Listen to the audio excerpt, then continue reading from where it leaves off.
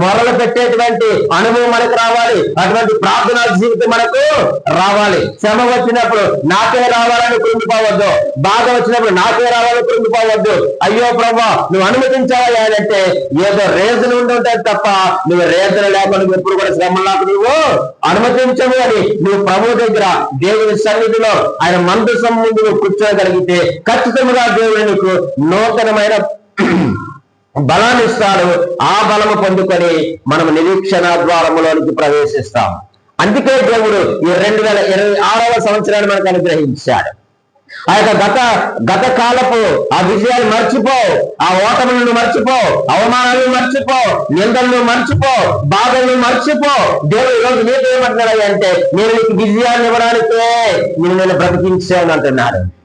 నిన్ను అందరం ఎక్కించడానికే నేను నిన్ను బ్రతికించాను. అయితే నీకు చేయవలసిన పని ఏమిటయ్యానంటే నువ్వు నా సన్నిధికి వచ్చి నీ విచారణ